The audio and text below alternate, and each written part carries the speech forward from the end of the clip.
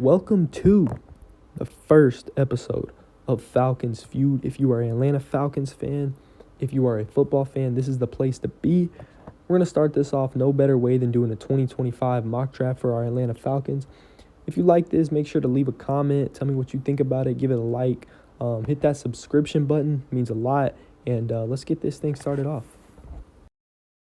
Starting off round one, pick 15, we have edge rusher Mike Green out of Marshall. Man, am I excited to talk about this guy. You know, he's probably my favorite pick right now at the Falcons, sitting at 15. He is just on another level when it comes to pass rushing. 17 sacks this season, leading college football. The dude always has a plan, has a toolbox of moves that he can beat you in, just a multitude of ways that he wins. He's also a very violent player, he is very violent hands, very violent hips. Like when he gets his hands engaged on tackles and tight ends, like he's going for kill shots. He is out for blood. He is going to try to hurt people, man. And you love to see it, especially a guy who's not the biggest edge rusher. You love to see the violence that he plays with.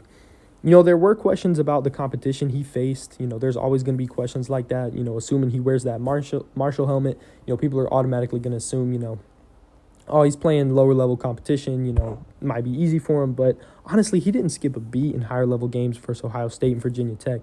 Very dominant versus Virginia Tech and really good versus Ohio State too, even added a sack. Also shut a lot of his critics up at the Senior Bowl by destroying opposing offensive tackles. Just ask Josh Connerly. He put him through the absolute dirt, made him taste some turf. That was elite and really just had a dominant week there. He left after 2 days because he was so good, man. There is concerns that he over pursues at times, and that's going to happen, right? When you have 17 sacks and when you live in the backfield, that's going to happen. The other concern with him is the arm length. I think 32 and a half inch arms, not big, not ideal. But, man, it just doesn't bother me that much because when you turn on the tape and you see how good this dude is, you got to look past that type of stuff, right? I mean, at the end of the day, the tape does not lie, and the guy's a stud. Overall, I think Mike Green's a top 10 to 15 talent in the class, and I think he can be a high-impact and productive guy from day one. And look, man, if the Falcons get the chance to snag a guy who can completely and totally give you new life in the pass rushing department, man, that's too hard to pass up on. Mike Green here's the pick, and I love it. Next up, round two, pick 46, we have Maxwell Harrison, cornerback out of Kentucky. This is one of my favorite corners in the draft, and honestly one of my more favorite players in the class. He plays a corner position with a lot of juice, a lot of energy. He has good length that you look for in a corner, only about 5'11", 180. So he's not the biggest guy in the world, but, he does have good length that you are going to look for in a corner. And, you can tell that. You can tell that on tape and just when you see him, like when you saw him at the Senior Bowl, you can see he definitely has that length on him. He plays with great awareness and instincts within his zone, really good zone corner. From what you see on tape, he sees the field really well. In man coverage, he likes to press a lot and jam the receivers at the line. Like I said, he's very physical, and that can get him in trouble. He can get, burned sometimes, and he can get left in the dust. It happens, and it gets him in trouble. It helps him sometimes, and, it's a blessing and a curse at times, right, being a physical corner. He's another guy who had a standout Senior Bowl. I thought he did really good at the Senior Bowl. Thought he definitely made him some money. I think he'll run a faster time than people think. I thought he looked really fast, like at the Senior Bowl. He went up against Arian Smith, a guy who's projected to run about a 4.2. And I know, you could probably guess Arian Smith was running go routes, but he was stride for stride with him. So I think he'll run a faster time. People are predicting like a kind of like a 4.45, 4.5. That's kind of what I've seen. So I think he can run a little faster though, maybe even like a 4.35, something like that. But yeah, I really like Maxwell Harrison, and I like his upside here for the Falcons, to fill that cornerback 2 need next to A.J. Terrell long term. I think he could be a really good pick here. Next up, round 4, pick 117, we have defensive tackle C.J. West out of Indiana, a guy who I'm really, really starting to like his game. He's a transfer from Kent State, has some really solid years there, and transferred to Indiana and really, really became a standout, man. He's 6'2", around 320, plays with a lot of ferocity. He's really solid against the run and moves very well for his size. He's a really athletic dude. He has some really nice reps, against higher end teams like Michigan, Ohio State. Really stood out in those games. I was very impressed. He caught my eye in that Ohio State game, and man, he was giving those guys trouble. Like he was living in the backfield.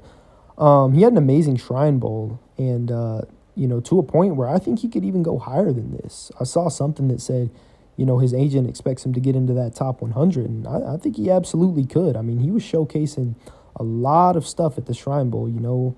Obviously, his strength, he can bull rush, right? But I mean, a lot of stuff, with the finesse moves. So, CJ West, I think, would be a great pick here. And, he brings that physical presence along the interior that the Falcons need, without just being, just a straight up all power guy, because Rook, Grady, those aren't the biggest guys in the world, right? And there's questions about Onyemata. Here we go, round 6, pick 201. We have Cody Simon, linebacker out of Ohio State, longtime linebacker for the Buckeyes, was a team captain in 2024. When you watch Ohio State, man, this guy's all over the field. He's a really, really solid athlete who swarms to the football wherever it goes. He's always in the play, see ball, get ball type of linebacker. Sure tackler, really doesn't have any bad misses on tape. Like he finishes plays really well. They brought him on blitzes a lot. As a linebacker, and we know that that's one thing Raheem loves to do. We saw it this past year a lot. He may not provide an immediate impact. As a matter of fact, he probably wouldn't. I would hope the Falcons, make a move in free agency or, via trade, make a move in the offseason if the earliest we were picking a linebacker is round 6.